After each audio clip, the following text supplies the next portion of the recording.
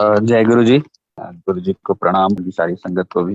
गुरु जी का सत्संग करने का ये सौभाग्य मिल रहा है। अदरवाइज आपको मैं लेटेस्ट बता देता हूँ कि आज अगर सत्संग भी कर रहा हूँ तो गुरु जी की कृपा से कर रहा हूँ।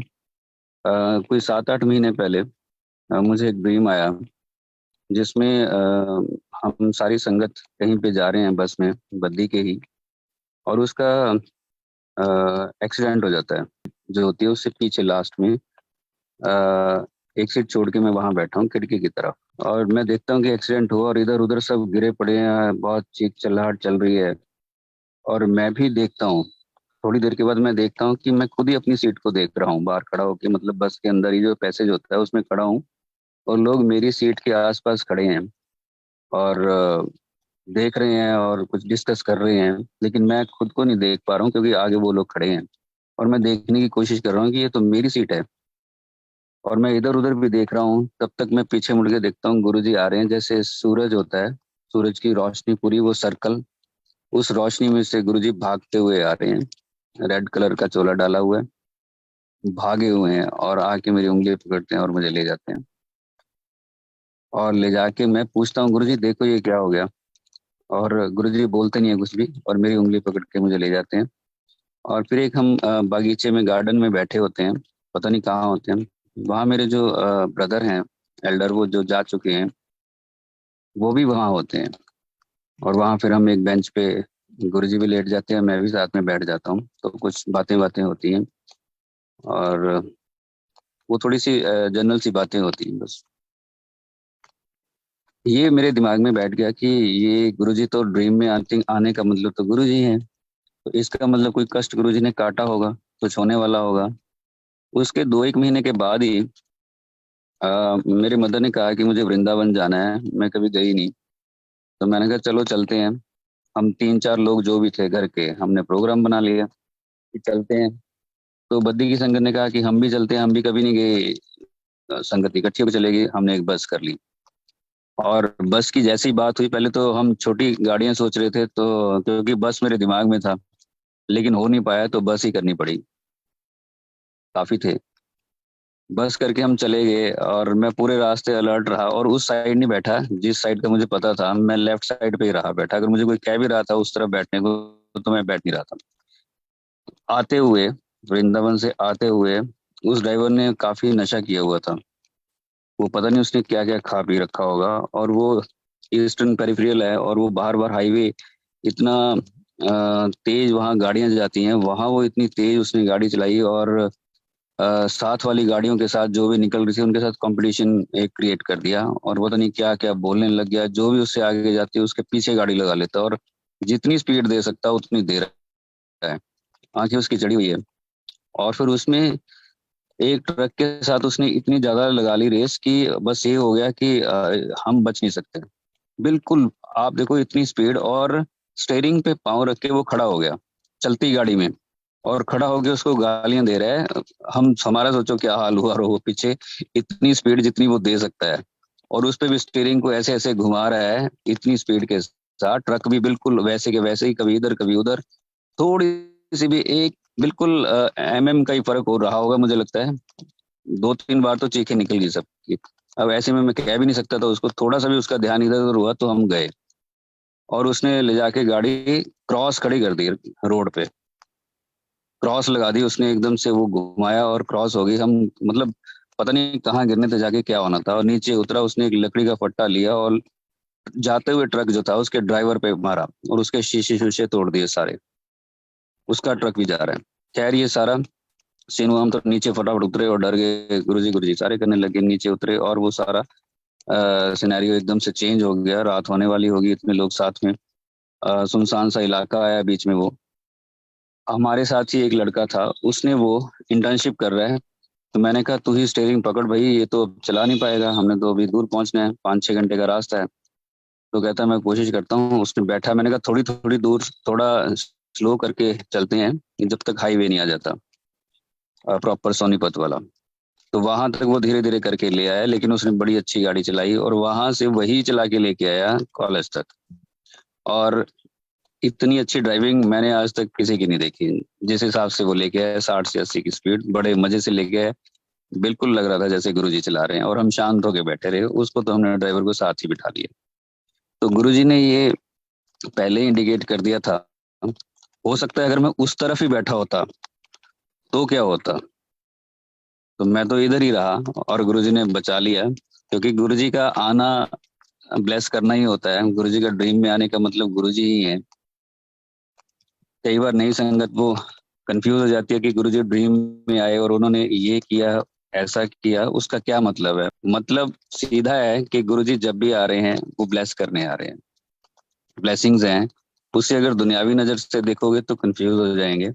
अगर उसे आध्यात्मिक नजर से देखेंगे कि गुरुजी सारे काम छोड़ के अगर आपके ड्रीम में आ रहे हैं, यही सोच लो, तो बहुत बड़ी बात है वो रूह के सफर के लिए बहुत अच्छी बात है। हम तो सिर्फ उतना ही देख पाते हैं जितना इन नजरों से देखते हैं, या जितना दुनियावी हिसाब किताब हमें पता है। तो किसी भी तरीके से कंफ्यूज होने की किसी को जरूरत नहीं है, जहां तक मुझे लगता है। हमेशा जब भी गुरुजी मेरे ड्रीम में आए हैं, ब्लेस करके ही गए हैं। मुझे तो इन गुरुओं में कोई ज्यादा लेना देना था नहीं। आज से करीब 20 साल पहले मुझे तो बड़ी एक अच्छी सी लाइफ जैसे होती है सबकी, एक यंग एज में वैसी लाइफ थी। लेकिन आज सुबह उठो तो पता नहीं होता है कि उस दिन भगवान का मिलना होता है।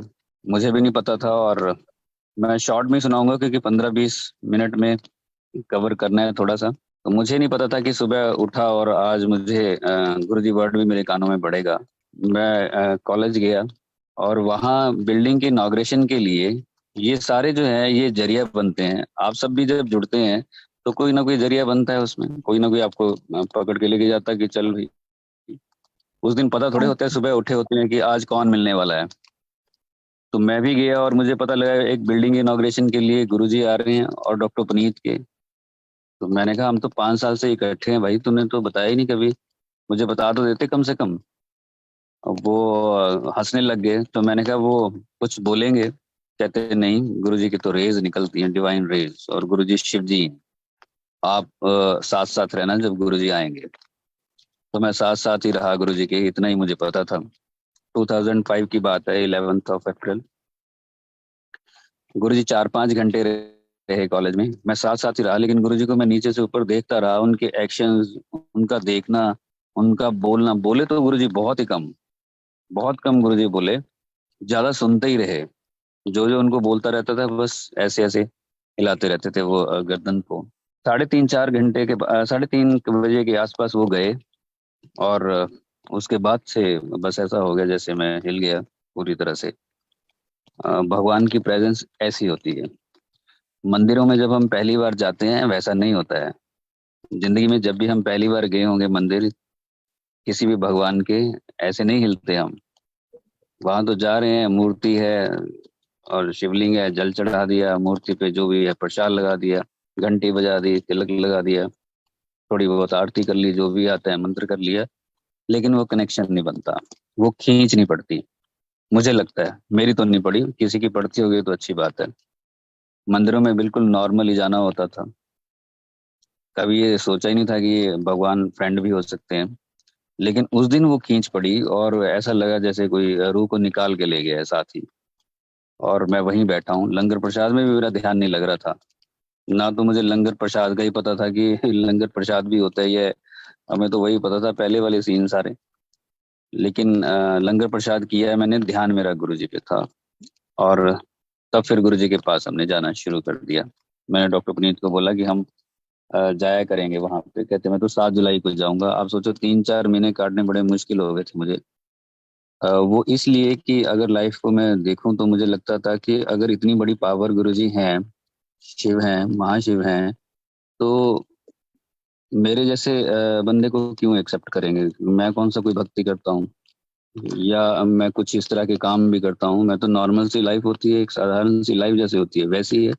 उसमें मस्ती भी होती है, खाना पीना जो भी है, दौड़ धूप सारी होती है। तो मुझे तो क्यों एक्सेप्ट करेंगे। ये लोग कोई धार्मिक लोग होते होंगे या फिर बहुत ही पहुंचे हुए लोग होते हैं जिनकी इंक्लिनेशन भगवान की तरफ उस तरह से होती है, वही एक्सेप्टेबल होंगे वहां पे। इन ख्यालों के साथ था मैं। लेकिन 7 जुलाई आई और मैं पहुंचा 3-4 महीने के बाद। जब तक गुरुजी के दर्शन नहीं हो गए बड़े मंदिर, जैसे ही 8 बजे गुरुजी आए तब तक मेरे मन में यही था कि कोई भी पकड़ के मुझे यहाँ से बाहर निकाल सकता है, या गुरुजी नए नए होते हैं, कुछ नहीं पता था कि गुरुजी ही कह दें कि भाई इसको बाहर निकालो। क्योंकि कुछ सत्संग मैंने डॉक्टर पुनीत के सुने थे, उन्होंने अपने मुझे सुनाए हुए थे सत्संग। लेकिन जब गुरुजी के दीदार हो गए, हम वहां बैठ गए, फिर तसल्ली होगी कि एंट्री हो गई है। और फिर वहां पे गुरुजी को देखना, और वहां कुछ घंटे रहे। रात को मुझे लगता है 1-2 बजे वहां से वापस चले होंगे। लंगर प्रसाद, चाय प्रसाद से लेके डांस, सारा कुछ हुआ। गुरुजी पैंट शर्ट में आए फिर बाद में, वो डांस हमने भी किया। ये सारे एक्सपीरियंसेस मेरे लिए पहली बार थे। कहाँ तो भगवान मंदिरों में जिनसे कनेक्शन नहीं हुआ, एक डिमांड रहती थी हमेशा ही। उस टाइम मंदिर में जाने का मतलब डिमांड ही होती है, वो भगवान से प्यार नहीं होता है कि हम शिव जी के लिए वहां जा रहे हैं, बेसिकली तो अपने लिए जा रहे होते हैं। लेकिन अब ये खींच पड़ गई कि गुरु जी की तरफ रूह खींचने लग गई, और ऐसी खींचने लगी कि खुमारी चढ़ गई, और दिमाग में हमेशा गुरुजी, गुरबानी, वो सारा ऑरा ही रहने लग गया। मैंने आके मैं बैठ गया, और मुझे लगा कि मैं यहाँ इधर हूँ क्यों, मुझे तो आसपास ही वहां रहना चाहिए, ताकि मैं हर रोज उनके दीदार कर सकूं।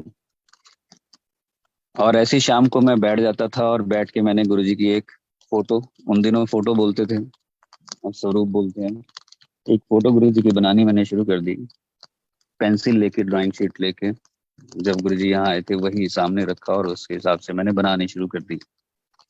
वो 15-20 दिन के बाद हम फिर गुरुजी के पास अंपायर स्टेट गए पहली बार। क्योंकि मैंने डॉक्टर पुनीत को बोला था कि हम तो अब तो जाया करेंगे, जब पता है कि भगवान धरती पे है, फिर हम यहाँ कैसे बैठे रह सकते हैं।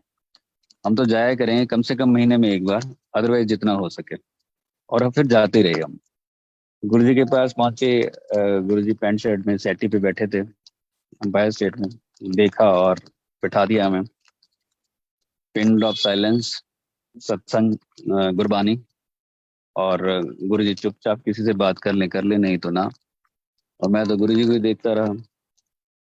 लंगर प्रसाद हुआ, गुरुजी ने इजाजत दी, हम आने लगे, और मैंने गुरुजी को माथा टेका और गुरुजी को बोला, सर थोड़ी एक फोटो बनाई है। और पहली बार मैं मिल रहा था, सर मैम का ही पता होता है, अब गुरुजी भी बोलना होता है ये तो पता नहीं था। जिंदगी में पहली बार हो रहा था, तो मुझे, मेरे मुंह से तो सर ही निकला। लेकिन साथ ही करेक्ट किया मैंने और कहा कि गुरुजी थोड़ी फोटो बनाई है। गुरुजी कहते अच्छा दिखा। तो मैंने दिखाया, और गुरुजी ने बड़े हैरानी के साथ कहा कि इन्हें मेरी फोटो बनाती, ये डेंटल कॉलेज के डॉक्टर है।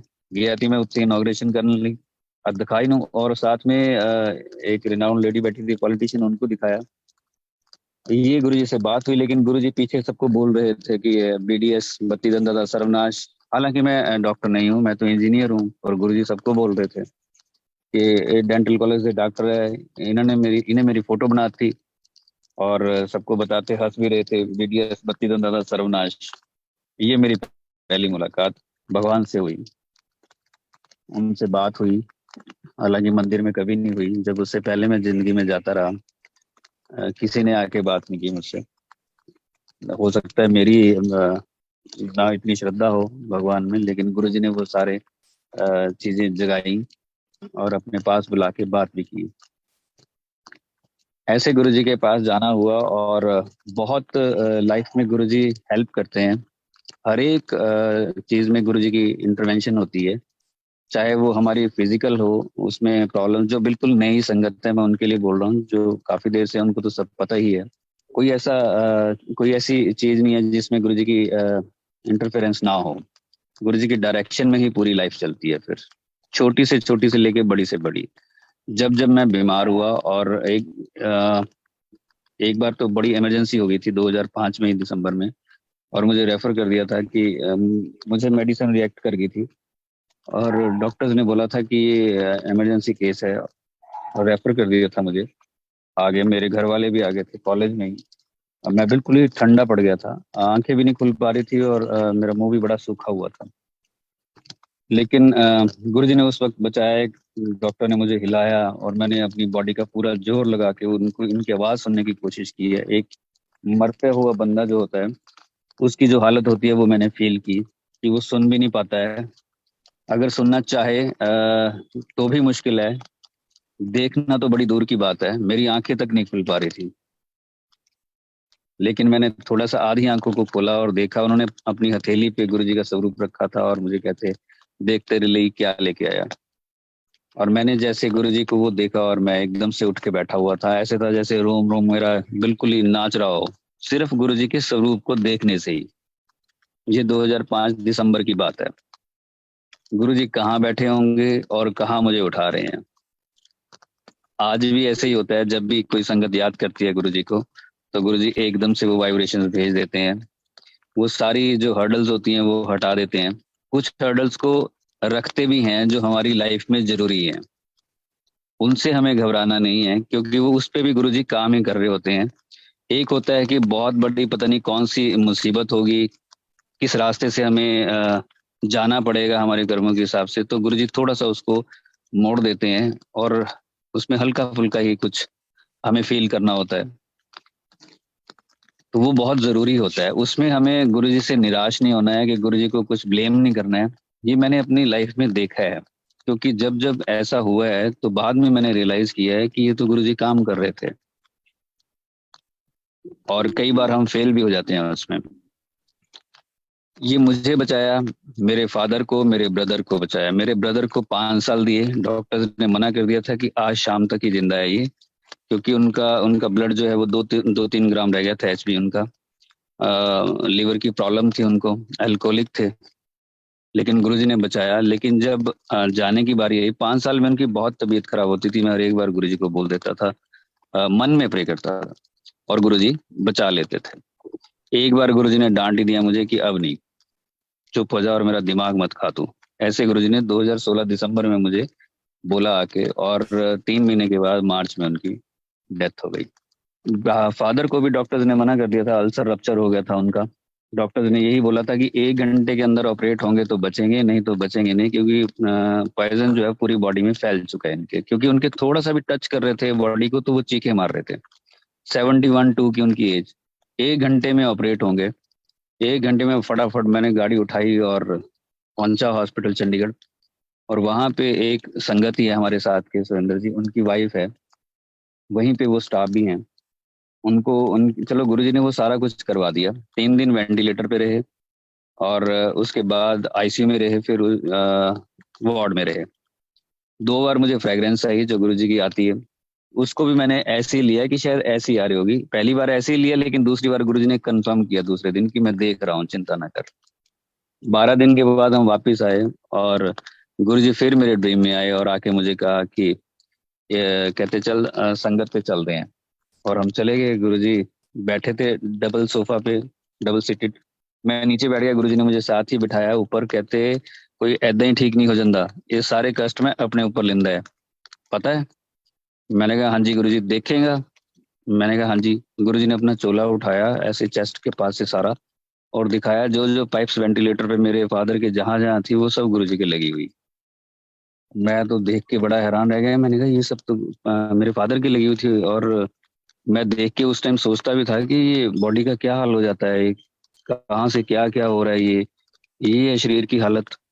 और गुरुजी फिर इमोशनल हो गए और आंखों में आंसू गुरुजी के, और कहते 10 का तक मैं इतना करता रहूंगा। तो मैं भी इमोशनल हो गया गुरुजी को देख के। मैंने हक किया गुरुजी को और मैंने कहा गुरुजी चिंता ना करो, आप हैगे हैं। और मैंने भी गुरुजी को जोर से हक कर लिया। लेकिन गुरुजी ने कहा कोई ऐदा ही ठीक नहीं हो जाता, इस सारे कष्ट में अपने ऊपर लिंदा है, ता कोई ठीक होता है। अब फादर को तो पता भी नहीं है, फादर गुरुजी को सुनते भी नहीं थे अच्छे से, मानते नहीं, किसी मंदिर नहीं गए, किसी सत्संग में नहीं गए गुरुजी के, मतलब ही नहीं है दूर दूर तक। हाँ ये है, उल्टा जरूर बोल देते थे। लेकिन फिर भी गुरुजी ने उनको ब्लेस किया। करीब 8-9 साल उसके बाद वो रहे और बिल्कुल फ्रेश रहे, कोई मेडिसिन नहीं, कोई टेबलेट नहीं, नथिंग। और एट द एज ऑफ 80 वो गए। ब्रदर और फादर दोनों ही 15 दिन के करीब गैप में चले गए, मार्च 17 में।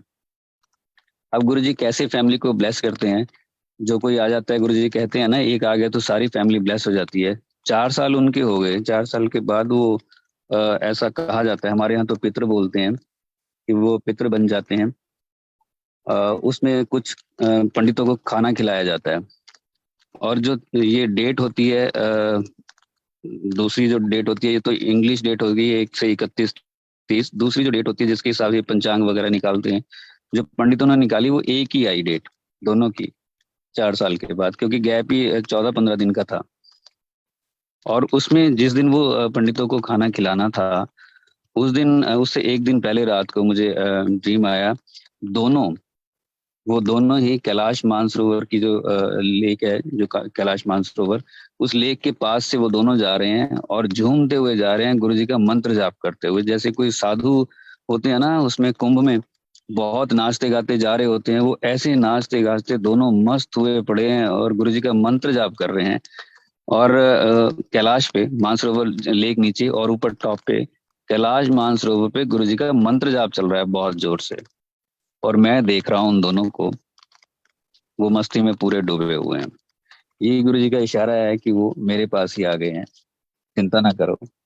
दूसरी बात ये कि उनके पास आने का मतलब हमें तो पता नहीं है कि क्या होता है। एक तो ये कि गुरु जी वहीं रोक लेंगे कुछ देर के लिए, कुछ सालों के लिए, हमेशा के लिए, या फिर से हमें वापस भेजेंगे अपने काम के लिए, क्योंकि संगत के थ्रू ही गुरु जी गाइड भी करते हैं। तो अगर उनको वापस भी भेजा होगा तो गुरु जी की निगाह है, ये तसल्ली है। कई बार हम कहते हैं कि गुरु जी के चरणों में चले गए, तो उसके बड़े मायने हम समझ नहीं पाते। हमें पता भी नहीं है कि उनका क्या होता है बाद में, हमारा क्या होगा ये भी नहीं पता है। हम जाएंगे, गुरु जी अपने पास ही रखेंगे, या फिर आगे फिर से किसी के पास भेजेंगे। लेकिन जहां भी भेजेंगे, आप देखिए, जन्म से ही उनकी निगाह होगी।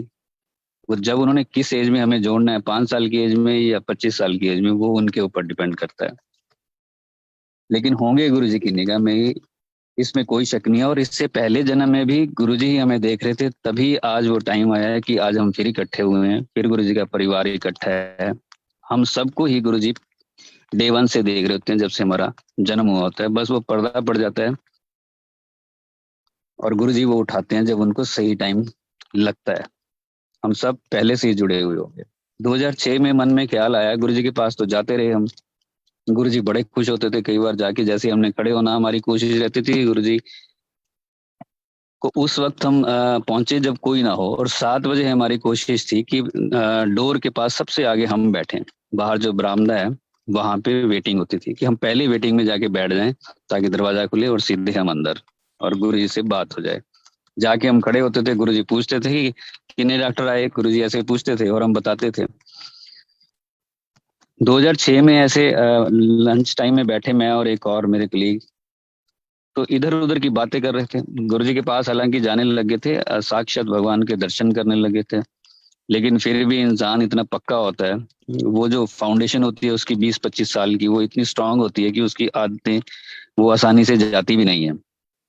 गॉसिप करना थोड़ा बहुत, इसका उसका, मीठा नमकीन, लंच टाइम में बैठ के उसका क्या इसका क्या, चाहे स्टाफ में हो चाहे इधर उधर का हो, वो चल पड़ता है। तो उन्होंने कहा छोड़ परे यार इधर उधर की बातें, हम टाइम वेस्ट कर रहे हैं। एक ऐसी जगह ढूंढ जहां बैठ के हम लंच टाइम में भी भगवान का नाम ले सके। तो मैंने कहा एक गुरु जी की छोटी सी फोटो भी रख लेंगे वहां पे। कह रहे हाँ ठीक है रख लेंगे, कोई बात नहीं। हमने एक जगह सेलेक्ट की पूरे कैंपस में, उनका ही वो कैबिन था। उस कैबिन को हमने 10 बाई 12 का कैबिन होगा वो फिट, और उसमें ही हमने 4-5 लोगों ने डिस्कस किया, डॉक्टर पुनीत, डॉक्टर बलजीत, हम सारे बैठ के डिस्कस करके कारपेट, कर्टन, गुरु जी का स्वरूप सेलेक्ट कर लिया, सीडी प्लेयर, गुरु जी की गद्दी जिस पे आके वो बैठे थे, वो सारा करके हमने अपने हिसाब से मंदिर सेट कर लिया। अभी फोटो गुरु जी की लगाई नहीं थी, जो हमने फ्रेम करने के लिए और एनलार्ज करने के लिए दी थी। वो जब हमने सारा कुछ कर लिया, दिमाग में गुरु जी ने थॉट डाला कि पूछा तो है नहीं। तो एकदम से हम डर भी गए कि मन में ख्याल आएगी यार हमने गुरु जी से पूछा नहीं है। तब तक हम ये देख चुके थे कि वहाँ गुरु जी की डांट भी पड़ती है और सबके सामने गुरु जी बोलते हैं, जो भी डांटना भी है सबको सुना के। हमने कहा यार हमने ये सारा कुछ कर लिया, अब गुरु जी के पास जाएंगे, गुरु जी कुछ बोलना दे। तो यहाँ जनरल दीपेंद्र अंकल है पंचकुला में, तो उनसे बात की मैंने, कहा हम मंदिर बना रहे हैं यहाँ पे कॉलेज में। करे दैट्स वेरी गुड, आपने परमिशन ले ली गुरु जी से? हमने कहा नहीं वो तो नहीं ली। कहते दिस इज रॉन्ग, आप मर्जी से कैसे बना सकते हो, गुरु जी से पूछो पहले। हम तो डर गए वैसे ही, और हमने फोटोग्राफर को फोन किया कि अभी फ्रेम तो नहीं किया? कहता नहीं। हमने कहा करना मत, ऐसे ही रखो अभी। अगले दिन हम फिर 4-5 लोग गुरु जी के पास, अंपायर स्टेट। बड़ा डर लग रहा था कि कैसे गुरु जी को बोलेंगे। कि हम अपनी मर्जी से ये काम करके बैठ गए। लेकिन ये सब इशारे गुरुजी के ही थे, बाद में समझ आता है। गुरुजी के पास गए लंगर प्रसाद के बाद। मैं आगे था और ये पीछे, तो डॉक्टर पुनीत ने मुझे कहा आप पूछो। रोल करके वो हमने वो फोटो उठा रखी थी, कोई होगी मुझे लगता है 2 या 2 फीट बाई 3 फीट की। गुरुजी के पास जैसे ही मैं पहुंचा और माथा टेका, मैंने कहा गुरुजी थोड़ा एक मंदिर बना रहे हैं कॉलेज। गुरुजी कहते अच्छा, ये तो अच्छा हो गया। मैं गुरुजी फिर ब्लेस कर दो। जब गुरुजी ने कहा "ये अच्छा हो गया", फिर हमें आया कि ये तो अच्छा हो गया है। गुरुजी खुश हो गए हैं। तो हम सारे पिछले वाले भी जो थे वो भी आगे आ गए हैं, और गुरुजी को हम गुरुजी की चरणों में, दो उधर बैठ गए दो इधर बैठ गए। हम फोटो गुरुजी की चारों ने पकड़ी हुई और गुरुजी को कह रहे हैं गुरुजी ब्लेस कर दो। तो गुरुजी के हाथ में राइट साइड में पेन आ गया एक ब्लैक कलर का, ऐसे हाथ किया गुरुजी ने और लिख दिया। हम सारे कहने लगे गुरुजी यहाँ लिख दो यहाँ लिख दो, और पीछे लाइन लगी है और सब लोग देख भी रहे हैं ये क्या हो रहा है, आगे बैठ के ये लोग क्या कर रहे हैं, ये क्या उठा रखा है इन्होंने। और फिर गुरुजी ने नीचे लिख दिया लेफ्ट साइड पे, blessings always Baddi college happy life Guruji. और फिर गुरुजी सबको बताने लगे कि इन्होंने मेरा मंदिर बनाता कॉलेज। मैं गया थी इनॉग्रेशन करने लगी, डेंटल कॉलेज से डॉक्टर हैं, बीडीएस है, बत्ती दंदा सर्वनाश, ऐसे ऐसे गुरुजी बोलने लगे इन्होंने मेरा मंदिर बनाता। और बड़ी हैरानी से गुरुजी ने बोला जैसे हमने कोई बहुत बड़ा काम कर दिया हो। अब देखो गुरुजी भगवान सृष्टि के मालिक अगर ऐसा किसी को क्रेडिट दे रहे हैं तो वो बंदा होते तो दुनियावी हैं कि कैसा लगेगा उसको, और वो भी वहां जहाँ टॉप नॉचेज आती है इंडिया की, वो सब बैठे हैं और ऐसे में गुरुजी किसी को क्रेडिट दे रहे हैं। हम आगे खुशी खुशी और लोग पूछने लगे कहाँ कैसे क्या क्या और सारा कुछ। हम आए और आके हमने वो फोटोग्राफर को दे दिया कि अब फ्रेम कर दे। फ्रेम करके करने के बाद जब हम फ्रेम करने के लिए उसके पास मैं और डॉक्टर पुनीत गए थे, तो थोड़ा बार्गेन किया था, वो रेट बहुत बता रहा था, लेकिन वो बहुत अच्छी शॉप है। तो हमने कहा नहीं करवाना तो इसी से है क्योंकि ये अच्छा गुरुजी का काम अच्छा होना चाहिए। तो उसने हमें ऐसे बोल दिया था करवाना करवाओ नहीं चलो आगे। और लेकिन जब फ्रेम करने के बाद वो उठाना था तो डॉक्टर पुनीत ने मुझे फोन किया कि मैं दुकान पे हूँ, बता कितने पैसे लिए होंगे अंकल ने। तो मैंने कहा यार वो तो क्या ही कम करेंगे, मैंने अपने हिसाब से कम बता दिए, बिल्कुल कम, कि इससे ज्यादा कम नहीं वो कर सकते। तो कहते मैं उनकी दुकान पे खड़ा हूँ, फ्रेम मेरे हाथ में है, और इन्होंने कहा कि ये फोटो मेरे पास इतने दिन पड़ी रही, मेरे साथ क्या क्या हुआ मैं बता भी नहीं सकता, और इसका मैं 1 रुपया ले भी नहीं सकता, जो भी आगे काम हो गुरु जी का वो मुझे बताना। और कहते हाथ जोड़े इन्होंने कि मैंने पूछा भी क्या हुआ, वो कह रहे मैं बता नहीं सकता, बस 1 रुपया नहीं लिया। और हमने आके वो फोटो लगा दी। वो स्वरूप आज भी है, लाइव होता है सुबह अभी 7:30 से 8 लाइव ही होता है, हर रोज मंत्र जाप होता है, उसमें आरती होती है। तो मेन स्वरूप गद्दी के ऊपर जो पड़ा हुआ है उसमें कई बार फोकस भी किया जाता है लेफ्ट साइड में, जिन लोगों ने नहीं देख रखा है लिखा हुआ है blessings always Baddi college happy life गुरु जी। तो ये इस तरह से गुरु जी के पास जर्नी जो है वो शुरू हुई, और फिर गाड़ियां भर भर के वहां जाने लगी। जैसे डॉक्टर वंदना है, ये भी उन स्टूडेंट्स में से हैं जो गुरुजी के पास आए, बड़े अच्छे बच्चे। गुरुजी ही जोड़ते हैं, पूरा कॉलेज तो नहीं जुड़ता, जिसको सिलेक्ट करते हैं वही आता है वही पहुंचता है, और उसी की उसमें ही लगन लगती है, और फिर वो आगे सेवा में लग जाता है, और आगे जाके वो देखो फैमिलीज को जोड़ता है। जैसे आज डॉक्टर वंदना की फैमिली, इन लॉज, ये सारे डॉक्टर वंदना के थ्रू ही जुड़े हैं शायद, जहां तक मुझे पता है। तो ये गुरुजी ने बोला था, 2008 की बात है, हमने एनुअल सत्संग किया, एक ओल्ड संगत, तब तो ज्यादा ओल्ड ही थे, न्यू तो कम थे।